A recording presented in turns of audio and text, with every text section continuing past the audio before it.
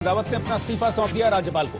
बड़ी खबर, त्रिवेंद्र सिंह रावत ने इस्तीफा दे दिया है। इस वक्त की बड़ी खबर आपको बता रहे हैं। ये अटकलें चल रही थी पिछले कुछ एक दिनों से कि त्रिवेंद्र सिंह रावत को इस्तीफा देना पड़ेगा, और इस बीच खबर यह है कि देहरादून में मुख्यमंत्री त्रिवेंद्र सिंह रावत ने अपना पद छोड़ दिया है, इस्तीफा दे दिया है। अब से कुछ देर पहले राज्यपाल बेबी रानी मौर्य से मिलने पहुंचे थे त्रिवेंद्र सिंह रावत, और इस मुलाकात के दौरान उन्होंने अपना इस्तीफा सौंप दिया है।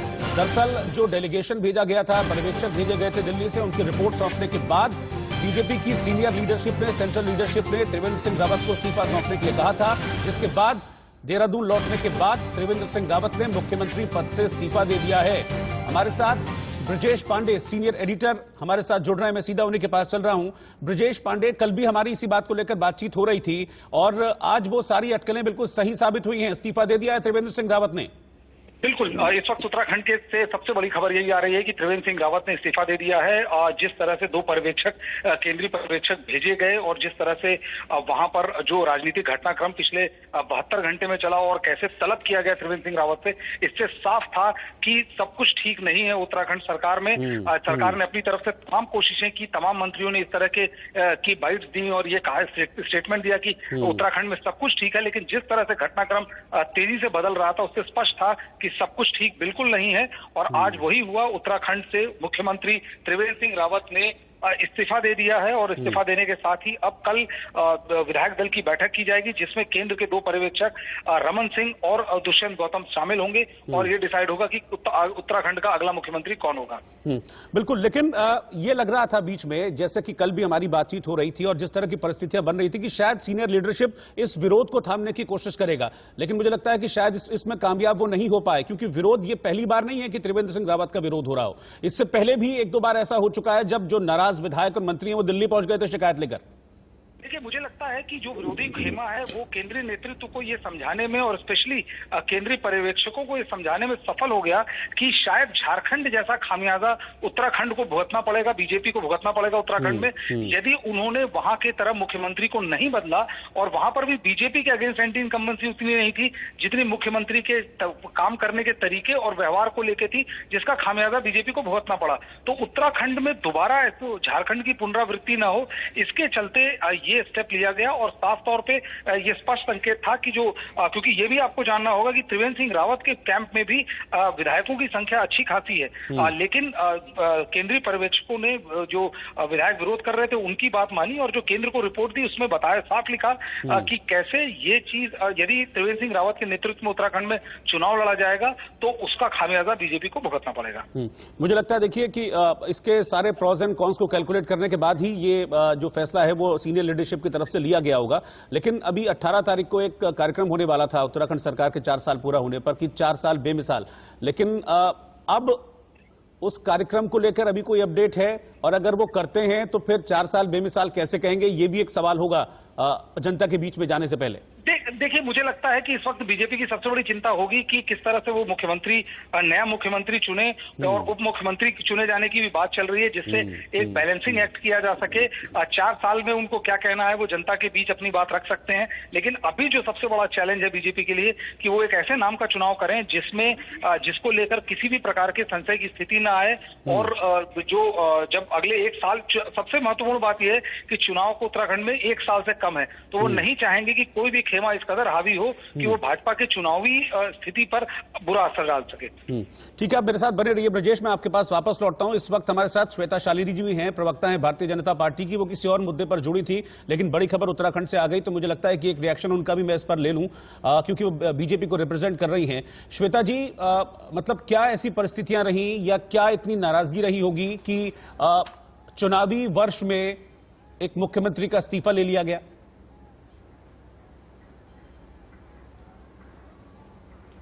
देखिए रोहित जी, ये केवल मात्र इतनी बात सिद्ध करता है, और 2 बातें सिद्ध करता है। उसमें से एक बात यह है कि केंद्र स्तर पर हर एक राज्य के ऊपर ध्यान दिया जा रहा है और निर्णय लिया जा रहा है कि किस प्रकार जो भी नेता उस राज्य को रिप्रेजेंट करता है वो लोगों के उम्मीदों पर खड़ा उतर रहा है या नहीं उतर रहा है। दूसरी बात, मुझे लगता है कि हर एक व्यक्ति की सुनवाई है, चाहे वो एमएलए हो, चाहे वो जनता हो, सबकी सुनवाई होती है।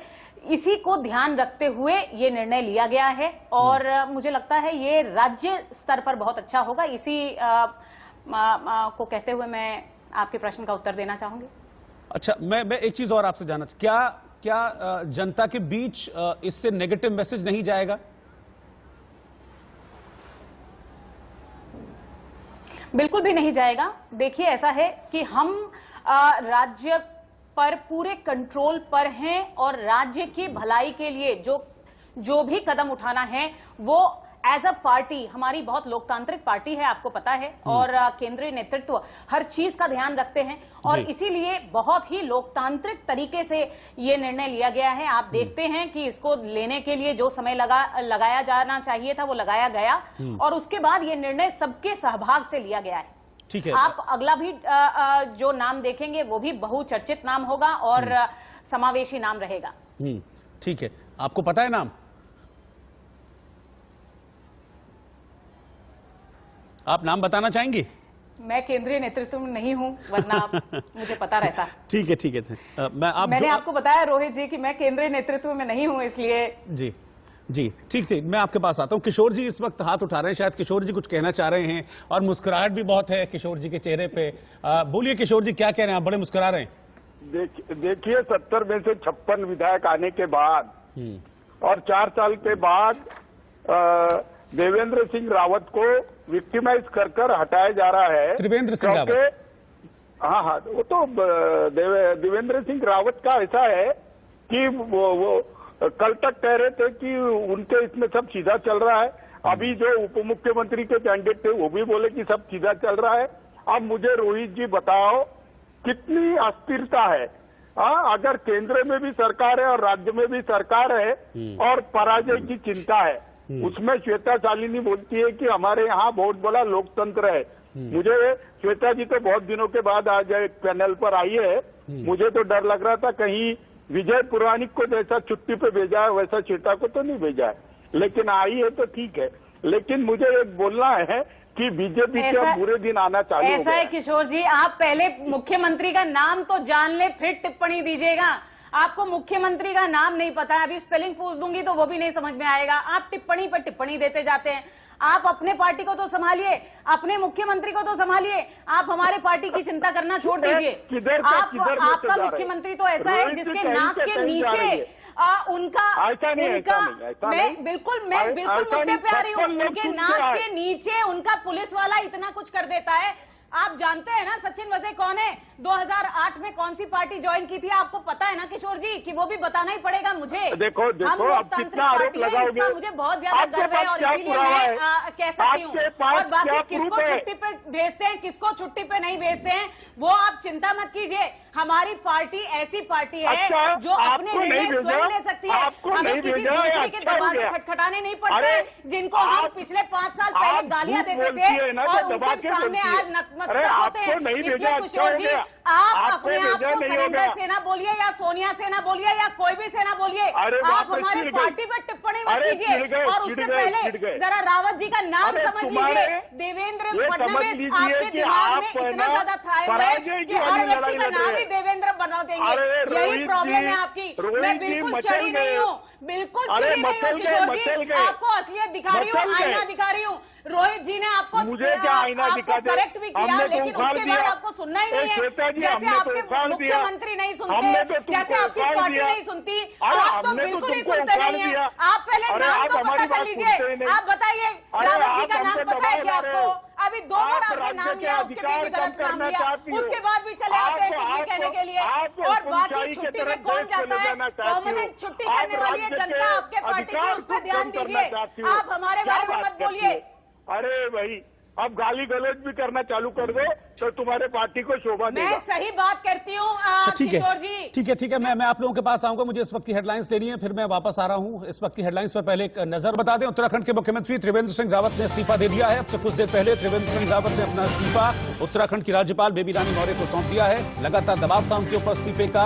हालांकि इसको टालने के लिए वो सेंट्रल लीडरशिप से मिलने दिल्ली भी पहुंचे थे, लेकिन इस्तीफा देने के लिए कहा गया। अटकलें लगाई जा रही थी कि इस्तीफा आज वो दे सकते हैं। शाम 4 बजे उनका वक्त तय था राज्यपाल बेबी रानी मौर्य से मिलने का, और जैसे ही वो राज्यपाल से मिलने पहुंचे अपना इस्तीफा सौंप दिया है। अगले मुख्यमंत्री के नाम को लेकर चर्चा चल रही है। हालांकि इस बीच खबर यह है कि धन सिंह रावत, जो कि अभी त्रिवेंद्र सरकार में ही सहकारिता मंत्री और उच्च शिक्षा मंत्री रहे हैं, उनका नाम सबसे आगे चल रहा है। ऐश्वर्या जैन हमारे संवाददाता हमारे साथ हैं। इसके अलावा श्वेता शालिनी जी, अतुल लोंढे जी और किशोर तिवारी जी, ये भी हमारे साथ जुड़े। लेकिन सबसे पहले मैं इस वक्त ऐश्वर्या के पास चल रहा हूं।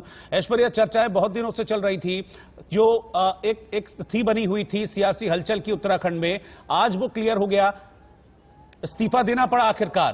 कोई मान मनव्वल, कुछ काम नहीं आया।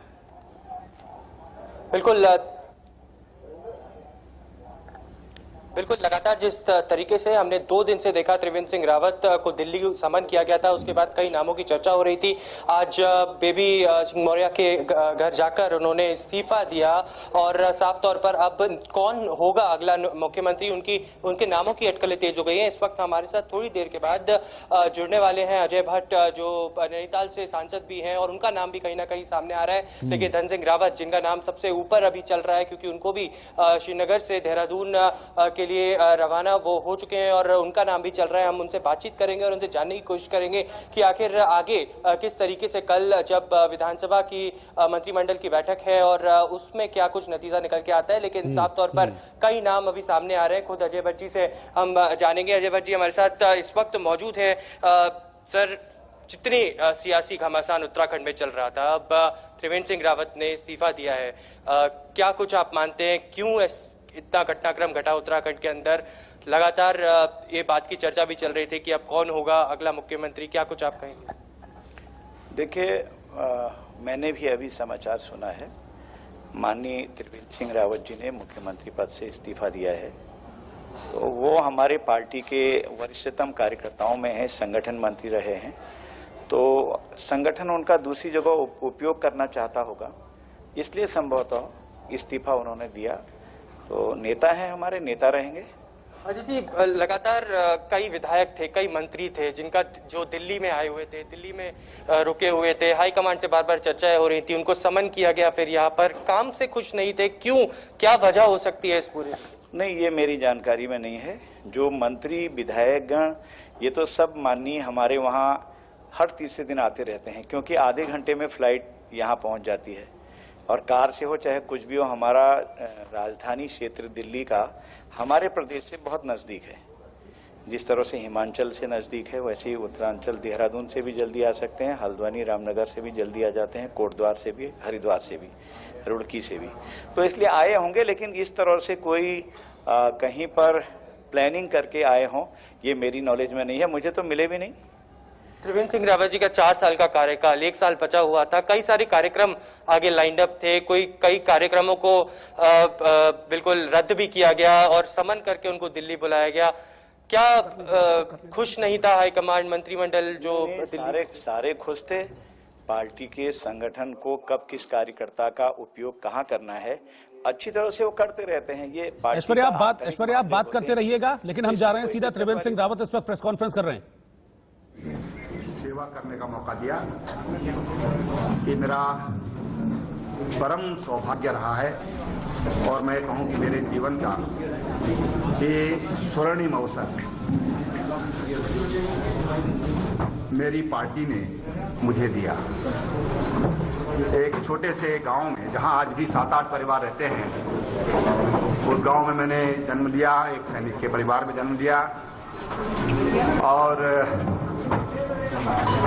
पिताजी पूर्व सैनिक थे। कभी कल्पना भी नहीं की थी कि पार्टी मुझे इतना बड़ा सम्मान देगी, सोच भी नहीं सकता। लेकिन भारतीय जनता पार्टी में ही ये संभव था। एक छोटे से गांव के, एक छोटे से अति साधारण परिवार के एक पार्टी के कार्यकर्ता को पार्टी ने इतना बड़ा सम्मान दिया और 4 साल मुझे सेवा करने का मौका दिया। पार्टी ने एक पार्टी के कार्यकर्ता को पार्टी ने इतना बड़ा सम्मान दिया और 4 साल मुझे सेवा करने का मौका दिया। पार्टी ने विचार किया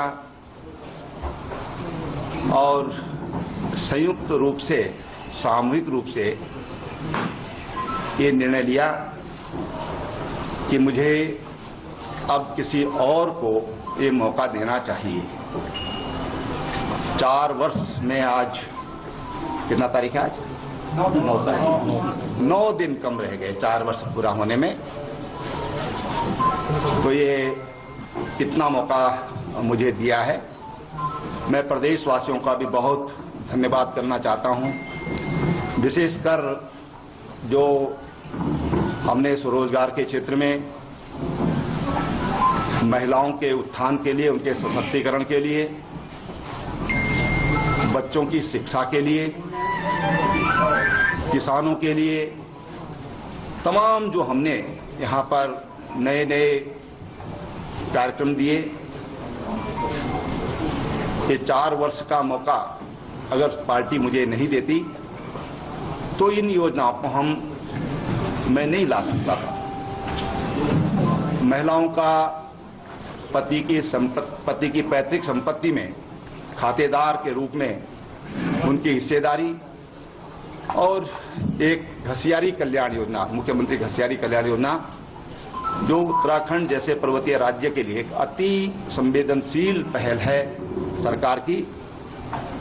अब जिनको भी कल दायित्व मिलेगा वो उसका निर्वहन करेंगे। मेरी उनके लिए बहुत शुभकामनाएं हैं और मैं अभी माननीय राज्यपाल को अपना त्याग पत्र सौंप करके आ गया हूं। धन्यवाद।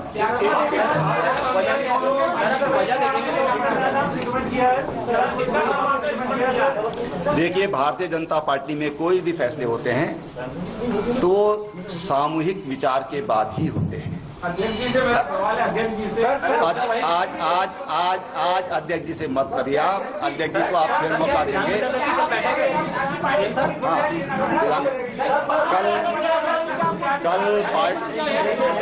कल पार्टी मुख्यालय पर 10 बजे पार्टी विधानमंडल दल की बैठक है।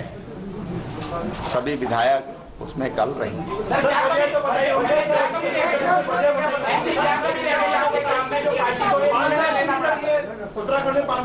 आखिर वजह क्या रही? नहीं, देखिए ऐसा है, मैंने कहा कि ये सामूहिक निर्णय होता है और इसका बहुत अच्छा जवाब आपको जाना पड़ेगा उसके लिए। बहुत बहुत धन्यवाद आप लोगों के। तो बेहद तो उत्तराखंड के पूर्व मुख्यमंत्री त्रिवेंद्र सिंह रावत को आप सुन रहे थे, जिन्होंने इस्तीफा दे दिया है और उन्होंने कहा कि अपने इस्तीफे के बाद प्रेस कॉन्फ्रेंस की, हालांकि छोटी प्रेस कॉन्फ्रेंस थी, ज्यादा सवालों के जवाब उन्होंने नहीं दिए, लेकिन अपने कार्यकाल में जो 4 साल का कार्यकाल था, जैसे कि उन्होंने बताया भी कि 9 दिन कम रह गए 4 साल के कार्यकाल में, लेकिन इस दौरान जो योजनाएं चलाई उन योजनाओं का जिक्र किया और ये मौका उनको पार्टी ने दिया। पार्टी का आभार जताते हुए उन्होंने ये प्रेस कॉन्फ्रेंस की है। और इस बीच खबर ये भी है कि कल 10 बजे बीजेपी विधायक दल की बैठक होगी और बीजेपी विधायक दल की बैठक में ही अगले नेता का चुनाव होगा, यानी कि उत्तराखंड का अगला मुख्यमंत्री कौन होगा, इसका फैसला कल बीजेपी विधायक दल की बैठक में किया जाएगा। साधारण परिवार के व्यक्ति को मुख्यमंत्री बनाया, ये बात उन्होंने कही। अपने परिवार के बारे में बताया कि मैं सैनिक परिवार से हूं और ये मौका मिला, इसलिए उन्होंने पार्टी का धन्यवाद दिया। लेकिन जब सवाल पूछे गए, इस्तीफे की वजह पूछी गई, तो इस पर उन्होंने कोई भी प्रतिक्रिया नहीं दी। एक छोटी प्रेस कॉन्फ्रेंस जिसमें अपने इस्तीफे का ऐलान उन्होंने किया है। श्वेता शालिनी हमारे साथ जुड़ी हुई हैं, लगातार भारतीय जनता पार्टी की प्रवक्ता हैं। मैं उनके पास चल रहा हूं।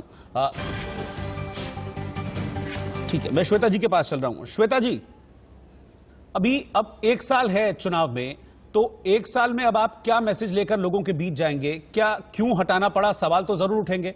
भले ही अब त्रिवेंद्र सिंह रावत ने इस बात का जवाब नहीं दिया, लेकिन पार्टी को तो देना पड़ेगा लोगों के बीच।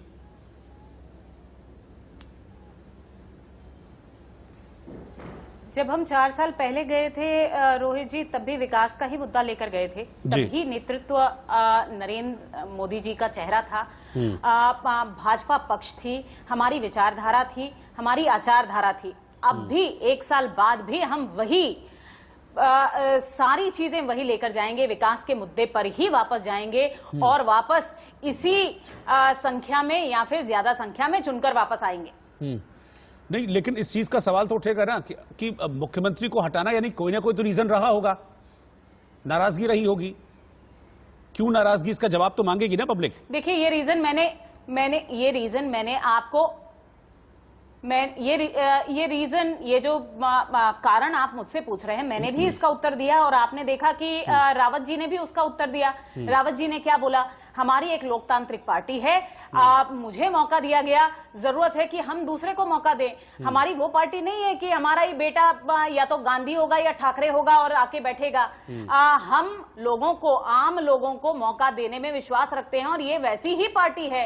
आज रावत जी गए हैं, उनको कोई और दायित्व दिया जाएगा। ऐसा नहीं है कि उनको दायित्व से मुक्त कर दिया जाएगा, उनको शायद पक्ष का दायित्व मिल जाए। नहीं, क्योंकि ऐसा नहीं है, ये पहली बार है। इससे पहले भी एक दो बार ऐसा हुआ जब कुछ नाराज विधायक और मंत्री सेंट्रल लीडरशिप से मिलने पहुंचे थे। कुछ नाराजगी थी जो भरकर सामने भी आई थी।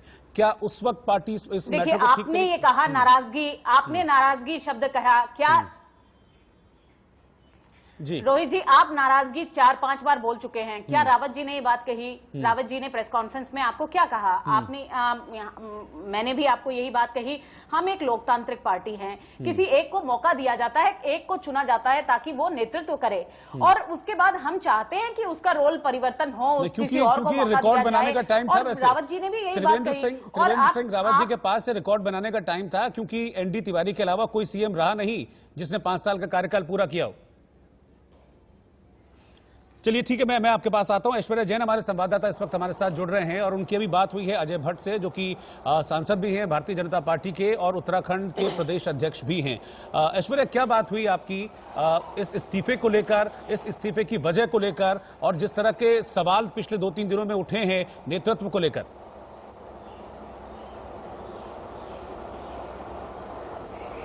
देखिए, साफ तौर पर अजय भट्ट का ये कहना था कि कहीं ना कहीं शीर्ष नेतृत्व ये चाहता था कि एक बदलाव हो उत्तराखंड के अंदर और उस बदलाव के चलते उन्होंने ये फैसला लिया है। सभी कार्यकर्ता और सभी भारतीय जनता पार्टी के उत्तराखंड के नेता इस पूरे फैसले को स्वीकार करते हैं, ये कहना था अजय भट्ट का। लेकिन साफ तौर पर जब हमने पूछा कि आपका नाम भी सबसे आगे आ रहा है, तो उन्होंने साफ तौर पर मना कर दिया कि मैं इस तरीके की किसी भी पोजीशन के लिए, चीफ मिनिस्टर पद के लिए अभी तैयार नहीं हूं। जो भी हाईकमान फैसला लेगा उसका उत्तराखंड का हर एक व्यक्ति, हर एक कार्यकर्ता स्वागत करेगा।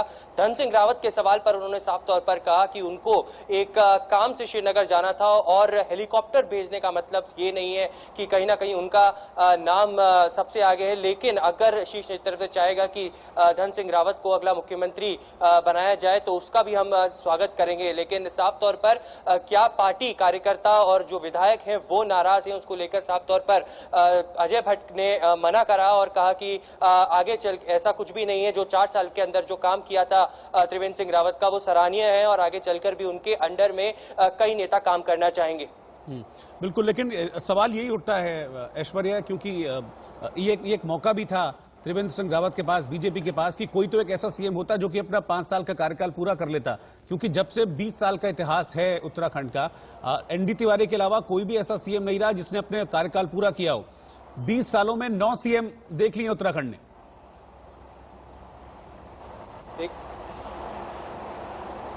बिल्कुल, साफ तौर पर पिछले 20 सालों के अंदर 9 से ज्यादा चीफ मिनिस्टर बदले जा चुके हैं और त्रिवेंद्र सिंह रावत 4 साल के कार्यकाल के बाद ये बात बड़ी चौंकाने वाली है कि आगे चलकर उनके कई सारे ऐसे कार्यक्रम थे जो पहले से ही घोषित थे, उन सभी को टाला गया और उसके बाद बीच में उनको दिल्ली के लिए समन किया गया। कल जिस तरीके से देर रात तक जेपी नड्डा और अमित शाह के बीच में चर्चा हुई और उसके बाद त्रिवेंद्र सिंह रावत को वहां बुलाया गया, साफ तौर पर नाखुश नजर आ रहे थे, क्योंकि कई मंत्री और कई विधायक लगातार दिल्ली में हाईकमान से यहां पर चर्चाएं कर रहे थे और उनके काम से नाराज थे। अब इसी के चलते एक बड़ा फैसला हाईकमान के द्वारा, लेकिन अभी भी उत्तराखंड के जितने भी भारतीय जनता पार्टी के मंत्री और विधायक हैं उनका ये कहना है कि जो भी फैसला शीर्ष नेतृत्व लेता है अगले 1 साल के लिए हम उसके अंडर में काम करने के लिए तैयार हैं। लेकिन त्रिवेंद्र सिंह रावत का हटना एक बड़ा सवाल उठाता है कि जितने भी जो भी कार्यकाल पिछले 4 सालों के अंदर हुआ और अगले 1 साल के लिए जब पूरे के पूरे नंबर्स उनके पास थे, फिर भी उनको आगे कंटिन्यू नहीं रखा गया। कौन अगला मुख्यमंत्री होगा, कल विधायक दल की सुबह 10 बजे बैठक बताई जा रही है और उसमें यह फैसला होगा। क्या नाराजगी की बात को स्वीकार किया उन्होंने?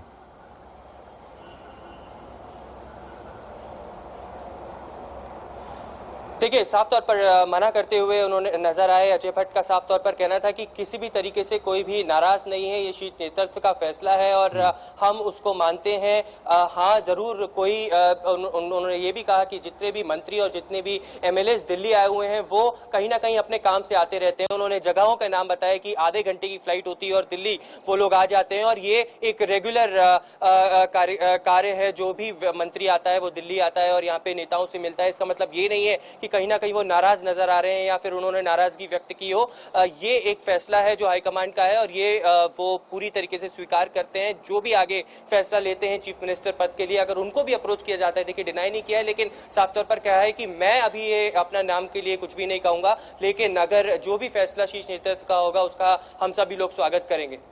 ठीक है, आपका बहुत बहुत शुक्रिया हमारे साथ जुड़ने के लिए ऐश्वर्य, और श्वेता शालिनी जी आप भी हमारे साथ जुड़ी, बहुत बहुत शुक्रिया हमसे बातचीत करने के लिए। लेकिन इस बीच एक बड़ी खबर है और बड़ी खबर उत्तराखंड के लिहाज से बहुत बड़ा डेवलपमेंट है, क्योंकि त्रिवेंद्र सिंह रावत ने इस्तीफा दे दिया है और 4 साल का उनका कार्यकाल रहा, अब इस्तीफा दिया है। हालांकि नाराजगी की बातों से बीजेपी इनकार कर रही है, लेकिन कल का दिन बहुत बड़ा होने वाला है, क्योंकि कल सुबह 10 बजे उत्तराखंड कैबिनेट की बैठक होगी, विधायकों की बैठक होगी और उस बैठक में उत्तराखंड के अगले मुख्यमंत्री का नाम तय किया जाएगा। हालांकि 3-4 नाम हैं जो चर्चाओं में चल रहे हैं। इसमें सबसे पहला नाम जो सबसे आगे रेस में है वो धन सिंह रावत का है, जो कि फिलहाल मौजूदा सरकार में मंत्री भी हैं, उनको मुख्यमंत्री की जिम्मेदारी दी जा सकती है, इस तरह की चर्चा चल रही है। अजय भट्ट जो कि सांसद हैं, उनका नाम भी इस वक्त चर्चाओं में है।